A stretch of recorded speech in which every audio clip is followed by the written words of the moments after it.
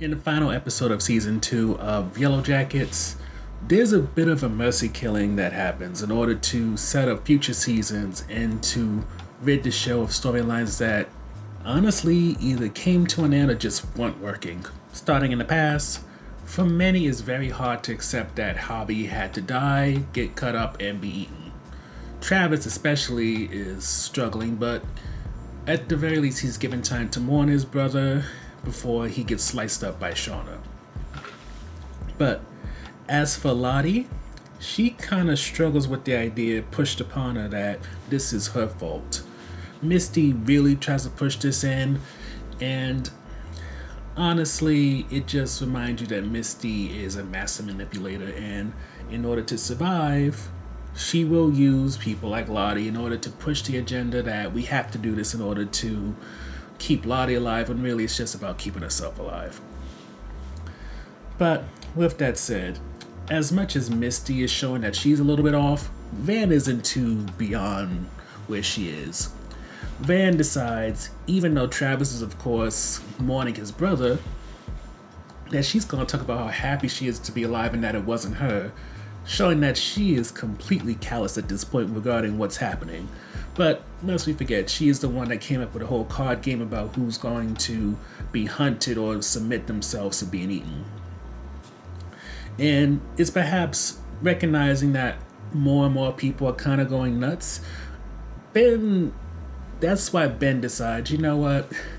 Out of all these girls, Natalie seems to be the only one potentially worth saving, so he tries to save her, show her the place that he found that maybe they can survive the winter at, but after letting Javi die, Natalie doesn't think that she's worth saving in a way that Ben's trying to, so he decides to just back off for now.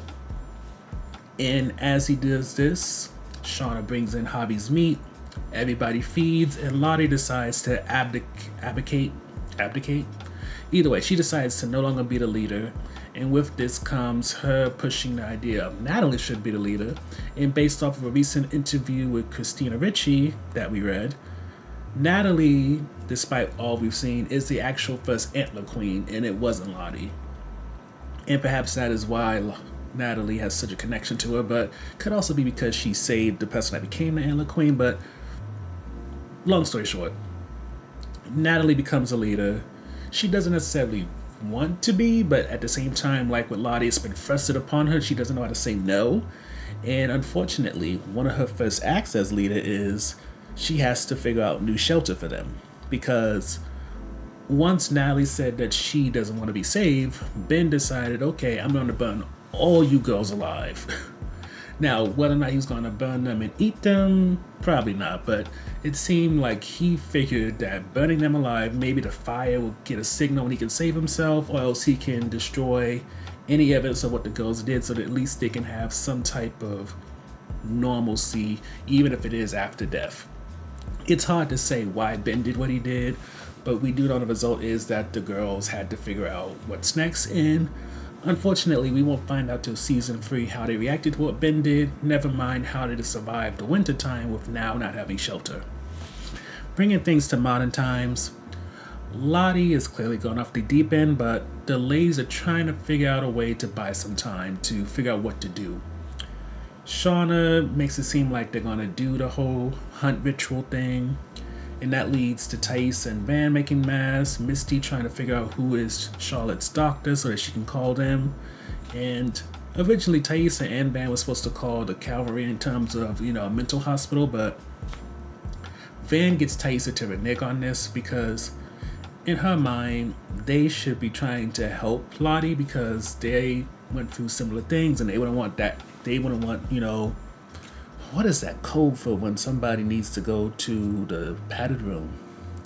Either way, Van has a little bit more sympathy for Lottie than everybody else, though at the same time, one could submit that maybe, even though Van seems to be against Lottie as much as Misty is, maybe she still believes a little bit, and with her having cancer, the idea that if we sacrifice one of our own, maybe we'll be blessed, could be running in the back of her head.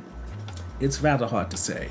The only thing we know for sure is that as the preparations for the hunt begin, Jeff shows up with Callie, Kevin and Matt also show up because they've been following Jeff. And thankfully for Jeff, Callie, and all the Yellowjackets that have been alive, that are alive in modern times, Walter shows where his loyalties lay. So ultimately, what does Walter show? Well, he shows that he is loyal to Misty, and he decides to kill Kevin by poisoning him. And he sets things up so that Matt can either decide he can either be the victim or a hero. And if he chooses to be a hero, all the evidence pointed toward Adam, all the evidence pointed toward Jessica in terms of phone records and bank records. He can say he discovered it. Kevin was a corrupt cop, and Matt can use that to boost his career rather than taking down a Yellowjacket and maybe trying to expose all the stuff that happened in their past. Matt, being the bastard that he is, he decides to take this opportunity and he runs with it. And with that, the whole Adam Martin situation and the Jessica situation, which was never really much of a factor, gets handled and is resolved. However, while Walter is able to resolve that issue, the whole Lottie wanting to hunt issue is not. Unfortunately for Shauna, when Van has them draw cards, as is customary, she gets the Queen of Hearts, and at that point she's trying to figure, when are we going to have people come in and take Lottie away or do something and not proceed with the whole hunt. But it becomes clear that, yeah, everybody's sticking with the program, and with that, Shauna has to run off, and it's only because of Callie and then Lisa that things stop. Now, when Callie shows up with a gun, focus on shooting Lottie, things stop because Lottie is just shocked. For, lest we forget, Callie is the only child of a Yellowjacket at this point, and because of that, it seems Lottie sees a lot of maybe the Antler Queen or something else in Callie that kind of leaves her mesmerized.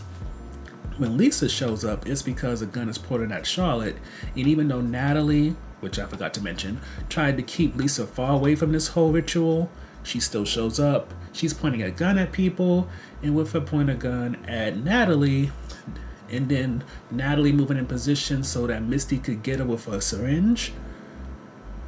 A lot of things float through Natalie's head, specifically how she let Javi die to save her own skin, so she runs into the path so that instead of Lisa getting killed by Misty, she does. And for a hot minute, she's kind of going through the 5 stages of grief and trying to negotiate with the afterlife to come back to life, but in the end, we're told that Natalie has been pronounced dead by overdose, and with that, her storyline comes to an end. And as for Lisa, almost as soon as Natalie gets stabbed, she runs off, so who knows what's going to become of her.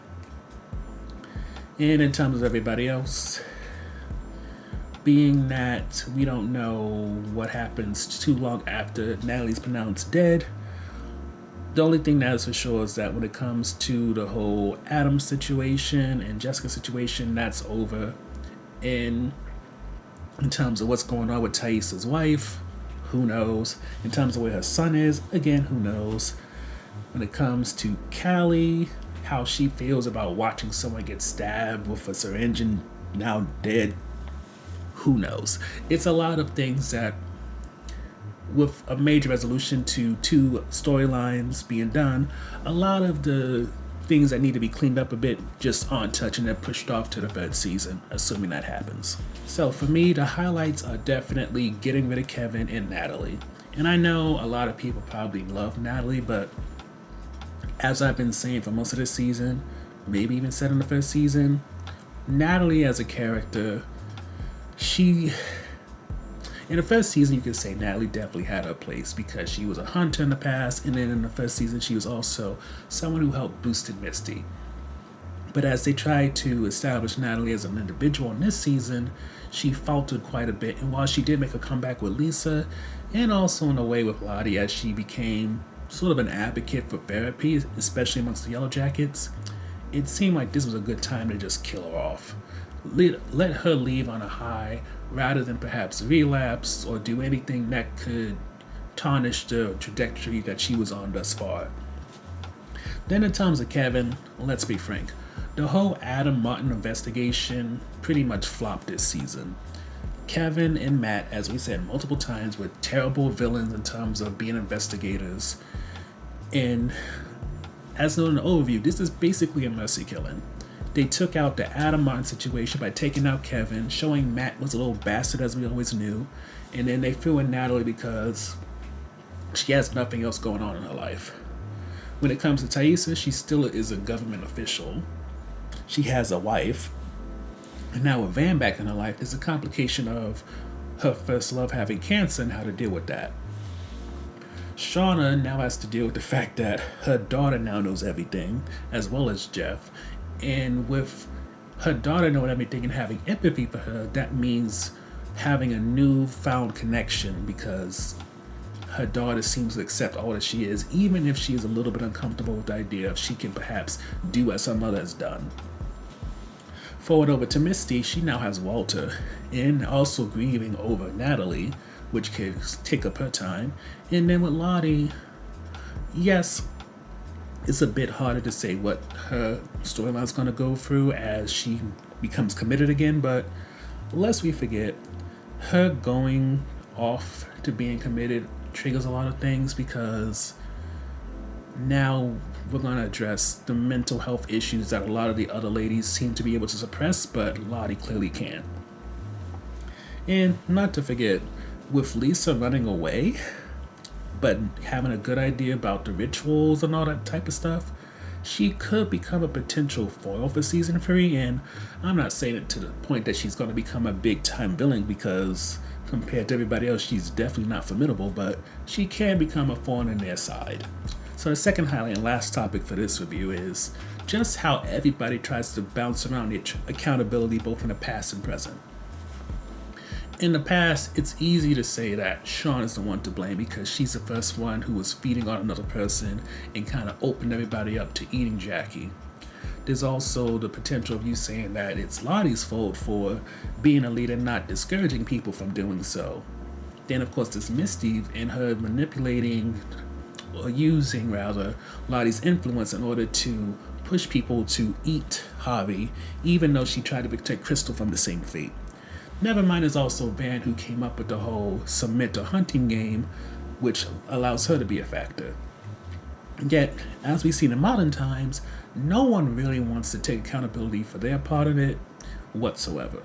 It is what it is. It's pretty much their modus operandi, with the exception of Lottie, who tries to make it clear that we cannot separate ourselves from the wilderness, from the entity or whatever, and that we have to eventually accept that we are the ones that did this, damn whatever influence you believe in, which you can see a lot of people aren't comfortable with because they have disassociated. Yet, maybe that really shows you why Lottie snapped like she did, because she has fully taken on the responsibility of what she did, what they did, and in the process, she's trying to get them to understand and also accept it, but because they refuse to, she takes it all in, and that leads to her cracking to the point of thinking that the reason why their lives are in chaos is because they decided to stop doing what allowed them to survive in the past and even become fruitful to a certain point. Especially if you consider the idea that Taissa did sacrifice her dog to the entity, from what it seems, and that perhaps in Taissa's mind, or else in her alter's mind, allowed her to win the election. Which, when you think about it, I'm surprised that that wasn't mentioned at all. Like the whole sacrificing the dog thing, would that have satisfied entity, or would that leave him just a little bit hungry but maybe having like a little bit of sustenance?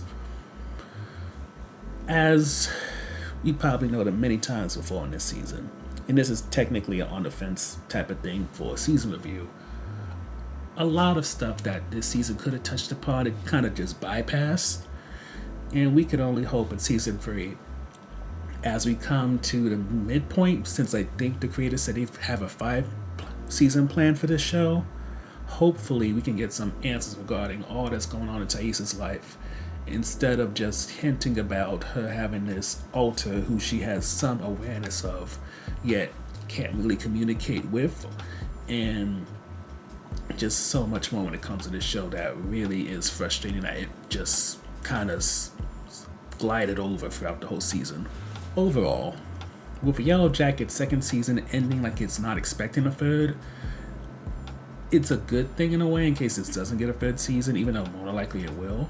But at the same time, it also leaves you to wonder what is a third season going to entail, since we didn't really get nothing much in the way of notable cliffhangers. And while there are many strings that are still loose in terms of what was the final thing that got the girls found in the past, never mind how that transition period was from them coming back to New Jersey to now becoming adults. In terms of the actual adults have we already met, where to now is a big question, and I can only hope that with them finding each other once more, it's something that doesn't lead us to go back to that position where the past is a highlight of the show and the present is just something we just have to suffer through.